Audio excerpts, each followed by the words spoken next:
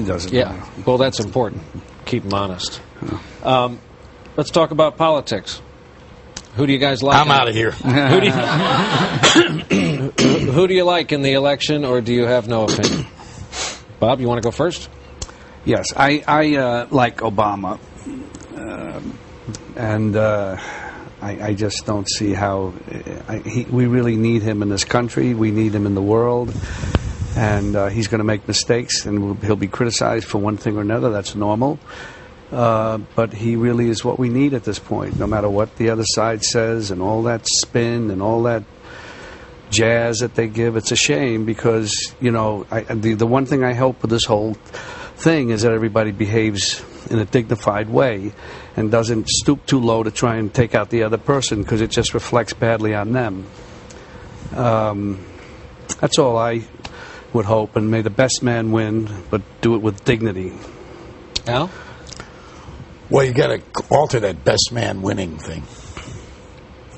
You think the country will be okay well, either way? There's 3 men and 1 woman. Oh, well, I think he's talking about the top of the ticket. Yeah. But do you think the country will be okay either way, or? I don't know. I of course think about it, talk about it. I don't. You know, I've stayed away from my opinions in politics. I've always stayed away from it. It just. I have my beliefs, and you know, I think that we need whatever it's being promulgated now today in terms of change, and you know, I'm certainly with Bob on that, and I think that for me, the Democrats and Obama can deliver it, and I think that it's partially about how, you know, what's going on in the world and how we're perceived, and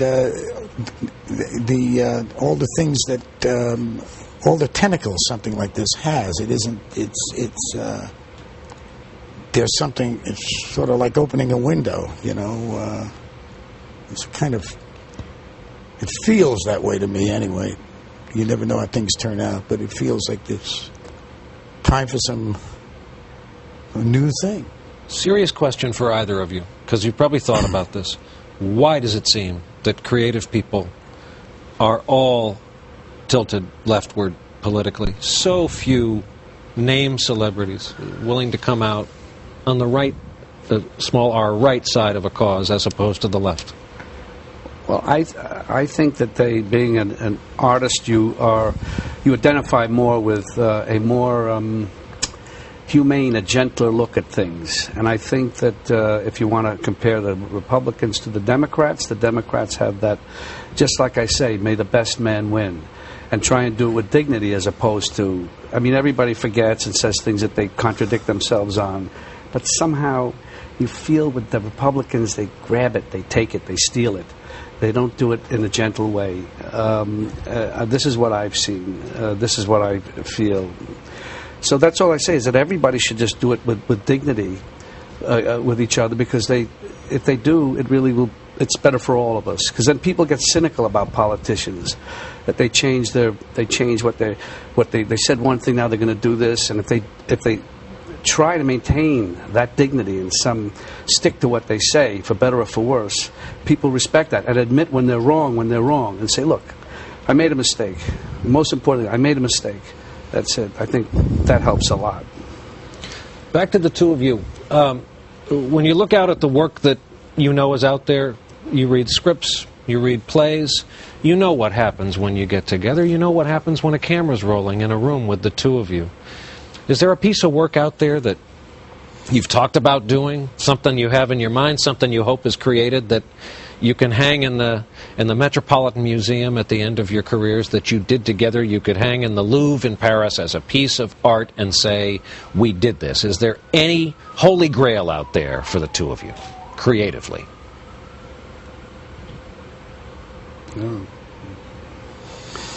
You know, actors sort of, it's you know, when Bob directs too, you know, I think Bob is a great director also.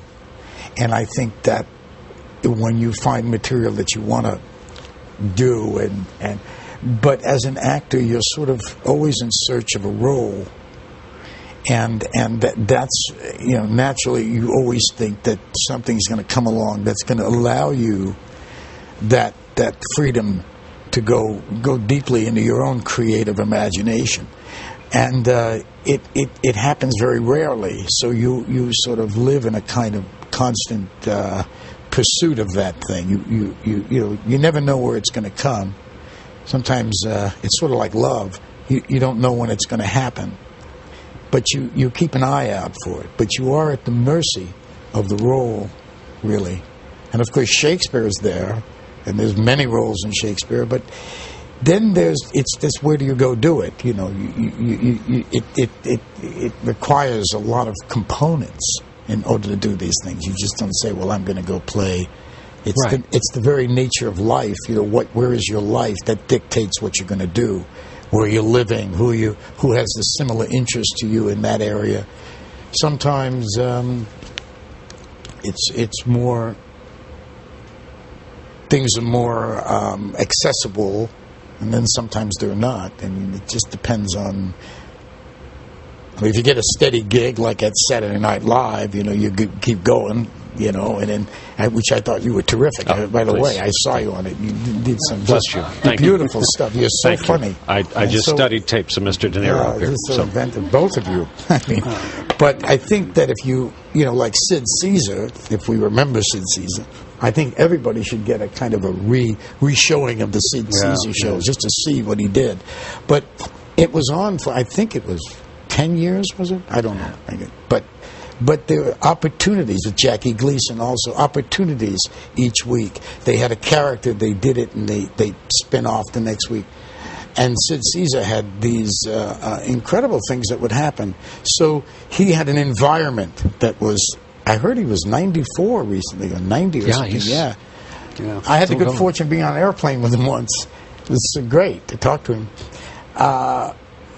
And naturally, you get to meet Sid Caesar, and you don't ask him the things you want to ask him. You sort of talk about other kind things. of like meeting Al Pacino. Oh yeah, right. But anyway, I'm sort of this whole idea of having an environment to do things in that allow for that. I mean, because there's just so much reading you can do, and scripts sort of don't fall out of the sky, and you go through your phases. But I think both Bob and I both feel that there's things out there yet to do that could make it to a certain artistic level, if you want. So when you pick up a Glengarry or a Godfather or a Goodfellas, you must know, and maybe you'll know it when you see it. Maybe there's a young writer out there who's got you in mind. Yeah. Well, it's a complicated process because sometimes things you commit to them and they're not in the best, they're good, and they're basically good, and you've got to then improve them, and you don't know where it's going to go. That's the whole point. You're with the people you respect and care about, and it's going to, wherever you're going to go, it's going to be interesting and special. That takes guts, though. Yeah, and that's sometimes how you have to go into things. What if it doesn't work? There's no such thing as not working other than the financial part of it, which of course is an important part on the one hand, but it's more important to make it work for what it is, bearing in mind all the financial sides of it, whether it will be received by enough people to, hate to say this, would pay for itself, but there is that. But I think it's there are movies that can do all those and be financially rewarding enough to make it happen, and so that people will take a chance to do another one. I like what Paul Newman said. Paul Newman said about working. He would work if he'd work every 5 years if he just waited for the thing that struck him. So, meanwhile, what do? So you try to find things that maybe you can, they can somehow get, by everybody involved, somewhat be elevated, or you can get the opportunities. But you also learn about things when you do these things, when you do different projects. But most of the time, it's very rare that something comes along that you feel appetite for, a real appetite. Say, I really have a desire to do this. But there's a lot to go. I'm lucky enough to have a desire to do things on stage. So I've always had the stage theater to go to, and that served me a lot, because when I was, between movies and didn't have anything, I tried to get something, muster something up on the stage, and it really was very. It was very helpful to me, because it helped me to make certain decisions that I wouldn't have made. I would have taken parts that I really shouldn't have taken early on in my career had I not the theater to go to, because it's just so long you can go without working, without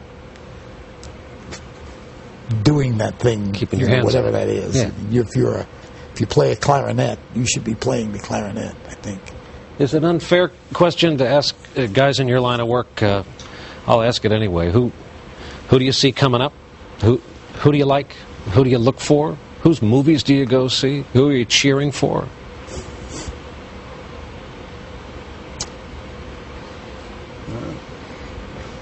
Well, you never know when you're going to see it. Usually, they all come out at the end of the year, right? And the end of the year, they wait for December, and 400 films come out. That's right. For Oscars and stuff. So you wish they would spread them out a little bit more. But there's a lot of great people coming up. I mean, I'm stunned by at least by the movie acting I see. Do you feel good about the industry? A lot of people are, say the movie business, reached its peak in whatever name your era. Do you feel good about the industry? Well, I think that there are more movies, independent films now than there were before. Yeah. I remember when we were starting, there were very few independent movies. I worked with Brian De Palma, was an independent. I don't know if you did. I was thinking of Robert Downey Sr., Robert Downey Jr.'s father. Yeah. He did some very good movies. And there were others, but not the way it is today. So that's a good thing for creative people. Dog Day Afternoon today would be an independent film. The studio wouldn't make a Dog Day Afternoon, and at that time Warner Brothers made it. So it has changed in that respect, and sometimes it's tougher for the independent films. I just heard a good thing about Mickey Rourke, his movie and his acting and his performance in this movie he's done. Again, an independent film by a very good filmmaker. Yeah. So these things pop up, and but they usually don't have the finances, right? Because movies are expensive sometimes. I mean, it requires a lot of people, a lot of ingenuity and work, and sometimes they don't have the funding, so you can feel it in the picture. Sometimes it's worthwhile. I just got the evil eye. I got two more questions. And I'll but go there are a lot of young actors. I mean, a lot of great young actors. Ryan Gosling, that's just the top of my head. Yeah. Leonardo DiCaprio, Sean Penn, though he's older. Johnny Depp. Johnny Depp, Matt Damon. Daniel Day-Lewis. Daniel Day-Lewis, wonderful. He's in There Will Be Blood. I mean, he was great. Oh, my God. The movie was just... what a great movie. I'm not thinking of other people. There are just a lot of wonderful actors. But you know them when you see them. Yeah. How much news do you guys watch? And what do you make of the national conversation? Are you upset by it? The state of our discourse? The arguments? Well, like I was saying, I'm upset by some of the pettiness of the politicians, and sometimes the media sort of encouraging that, because it encourages a petty fight. He said this, he said that. Obama said this about what McCain said or Palin. It's like a joke. What are we concentrating on? It's like, let's talk about real issues and real important stuff. Let's not get down to those petty, silly levels. It does get you off the issues. I mean, everybody gets cynical. Then you say, I don't care if it's Democrat or Republican. I don't want to be, nobody's, And Obama is trying to stay above that and just, be a real person. And it's screen time, it's all about, keep the thing going, because that's screen time. So that's part of it. Things get a little diffused. because you got to keep the television machine going. So you say things and talk, and by very articulate people, I must say. I mean, it's interesting what they say and stuff, but then you run out of things, so you make things up more or less, and that's the way it goes, but that's the nature of our world. So the idea is to, how do you sort of deal with it and allow it to be as good as it can be? You know, it's a process, and I think we're doing all right with that. And Last question.